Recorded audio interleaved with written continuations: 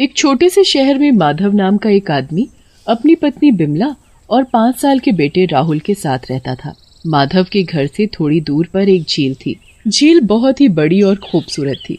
वहाँ हमेशा लोग अपने बच्चे और परिवार के साथ घूमने आया करते थे। माधव उन लोगों को अपनी नाव में बिठाकर झील की सैर कराता था। कुछ दिन बाद झील के पास एक बहुत बड़ा मॉल खुल जाता है। धीरे धीरे लोग झील पर आना कम कर देते हैं। आजकल तो घर खर्च भी नहीं निकल पा रहा। जब से वो मॉल खुला है तब से झील पर कोई आता ही नहीं। ऐसे तो हमारा काम चलना बड़ा ही मुश्किल है। आप कुछ और काम धंधा ही ढूंढ लो। शहर में काम मिलना कोई मजाक थोड़ी है। अब तो ऐसा लगता है कि हमें गांव वापस जाना पड़ेगा, वहीं हमारा गुजारा हो पाएगा। जैसा आपको ठीक लगे। 2 दिन बाद माधव और बिमला अपना सारा सामान और लेकर गांव के लिए निकल पड़ते हैं। गांव में उसका अपना एक घर होता है जो उसके माँ बाप के गुजरने के बाद से ही बंद पड़ा होता है। बिमला घर की साफ सफाई करती है और सब उस घर में रहने लगते हैं। मैं सोच रहा हूँ कि मछली पकड़ना शुरू कर दूं। मुझे नाव चलानी तो आती ही है। हाँ जी, ये बहुत ही अच्छा विचार है। अगले दिन माधव अपनी नाव लेकर नदी में मछली पकड़ने के लिए निकल पड़ता है। वहाँ माधव के साथ साथ बहुत से और भी लोग मछली पकड़ रहे होते हैं। अरे माधव, तू यहाँ कैसे? तू तो शहर में नाव चलाता था ना? हाँ भैया, पर वहाँ काम मंदा पड़ गया है, इसलिए मैं बीवी बच्चों के साथ यहाँ आ गया। माधव जाल को पानी में डालता है पर एक भी मछली उसके जाल में नहीं फंसती। माधव दोबारा पानी में जाल डालता पर इस बार भी उसके जाल में कोई मछली नहीं फंसती। माधव काफी देर तक कोशिश करता है पर हर बार ऐसा ही होता है। माधव दूसरे लोगों की नाव में देखता है तो सबकी नाव में कुछ न कुछ मछलियाँ पड़ी ही होती हैं।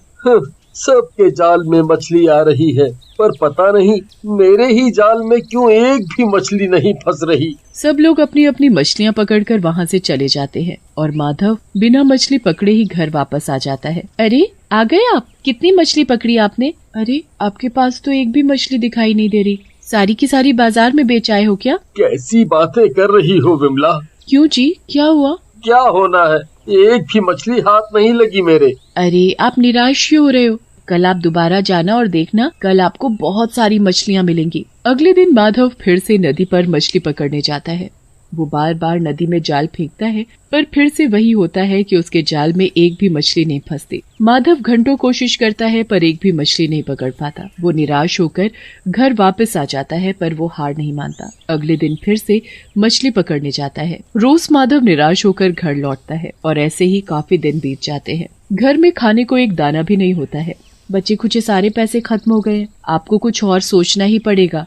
हाँ बिमला, तुम सही बोल रही हो, पर मैं आज आखिरी बार कोशिश करना चाहता हूँ। अगर आज भी मैं खाली हाथ आया तो फिर कभी मछली पकड़ने के बारे में सोचूंगा भी नहीं। माधव आखिरी बार मछली पकड़ने नदी पर जाता है और इस बार उसके जाल में बड़ी बड़ी 4 मछली फंस जाती है।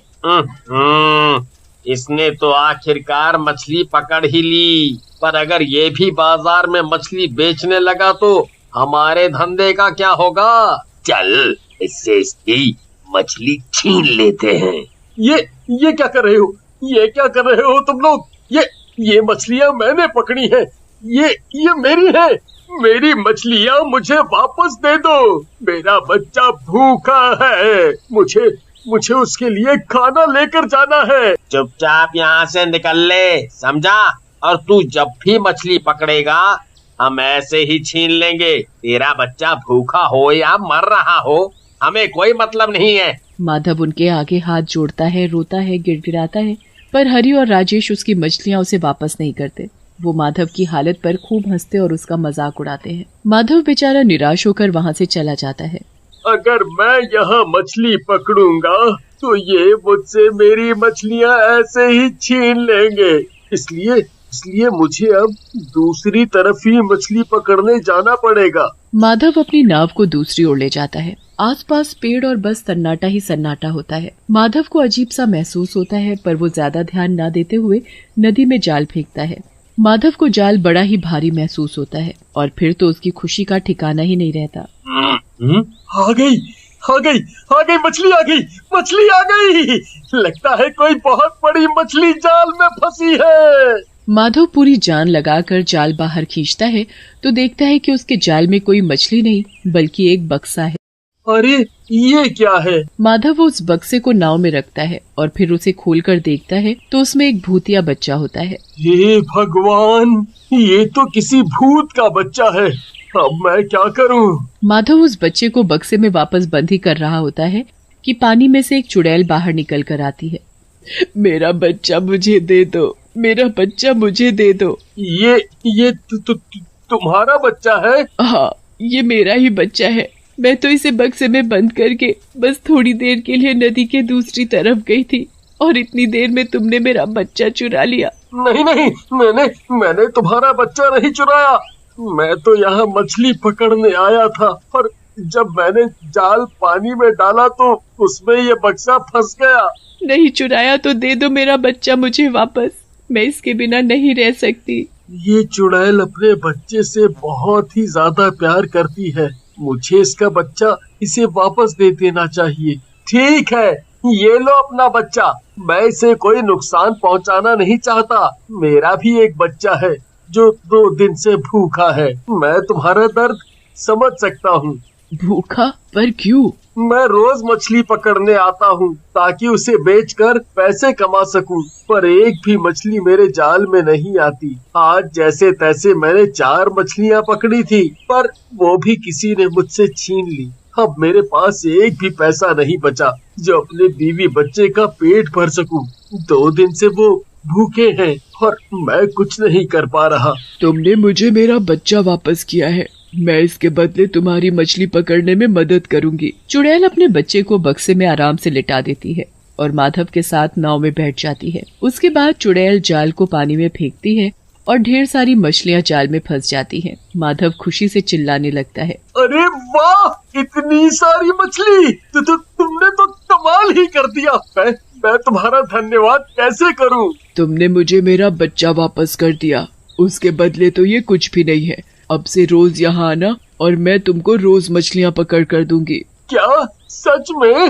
हाँ बिल्कुल सच। चलो अब मुझे नदी में वापस जाना होगा, मैं चलती हूँ। चुड़ैल अपना बक्सा लेकर नदी में कूद जाती है और माधव मछलियाँ लेकर अपने घर जाता है। इतनी सारी मछली देखकर बिमला तो हैरान ही रह जाती है। हे भगवान, कहाँ एक भी मछली हाथ नहीं लग रही थी और आज इतनी सारी मछली। आखिर ये चमत्कार कैसे हो गया? माधव बिमला को सारी बात बताता है। बिमला को तो यकीन ही नहीं होता कि एक चुड़ैल ने उसके पति की मदद की है। अच्छा, अब मैं इनको बाजार में बेचने जा रहा हूँ। आते वक्त घर का राशन लेता आऊंगा। जी ठीक है। माधव सारी मछलियाँ बाजार में ले जाकर बेचने लगता है। हरी और राजेश माधव के पास इतनी सारी मछली देखकर हैरान रह जाते हैं। अरे, हमने तो इसकी मछलियाँ छीन कर इसे भगा दिया था, तो फिर ये इतनी बढ़िया वाली मछलियाँ कहाँ से लेकर आया है जो पूरे बाजार में किसी के पास नहीं है। माधव के पास लोगों की भीड़ जमा हो जाती है। कुछ ही देर में माधव की सारी मछलियाँ बिक जाती है। माधव बड़ा ही खुश होता है और राशन लेकर घर पहुँचता है। अगले दिन माधव फिर से नदी की दूसरी तरफ जाता है और चुड़ैल को आवाज देता है। चुड़ैल माधव की आवाज सुनकर पानी के बाहर आ जाती है। मुझे मछलियाँ चाहिए। चुड़ैल माधव की नाव में बैठती है और फिर से जाल को नदी में डालती है। एक ही बार में जाल में बहुत सारी मछलियाँ फंस जाती है, जिनको माधव बाजार में ले जाकर बेच देता है और अच्छे पैसे कमाता है। अब माधव रोज उस चुड़ैल के पास जाने लगता है और चुड़ैल उसे रोज ढेर सारी मछलियाँ पकड़ कर देती है, जिसे माधव बाजार में बेचकर खूब सारे पैसे कमाता है। एक दिन हरी और राजेश माधव को डरा धमका कर उससे सारी बात पूछ लेते हैं। अब हरी और राजेश के मन में लालच आ जाता है और अगले दिन वो चुड़ैल के बक्से को जाल फेंक कर चुरा लेते हैं। चुड़ैल गुस्से में पानी के बाहर आती है। कौन हो तुम लोग? तुम्हारी हिम्मत कैसे हुई मेरा बच्चा चुराने की? चल, हमें मछली पकड़ के दे जल्दी, वरना हम तेरे बच्चे को मार देंगे। चुड़ैल ये बात सुनकर बहुत डर जाती है, पर पीछे से माधव आकर हरी और राजेश से चुड़ैल के बच्चे को छीन लेता है। जब तुम लोगों ने मुझसे कल सारी बात पूछी थी, तभी मुझे शक हो गया था कि तुम कुछ ऐसा ही करने वाले हो। माधव सही सलामत चुड़ैल को उसका बच्चा दे देता है। आज तुमने दोबारा मुझे मेरा बच्चा दिया है। तुम सच में एक नेक इंसान हो, पर इन लोगों को तो मैं अच्छा सबक सिखाऊंगी। चुड़ैल उन दोनों को पानी में पटक पटक कर तब तक डुबोती है जब तक उनकी अकल ठिकाने नहीं आ जाती।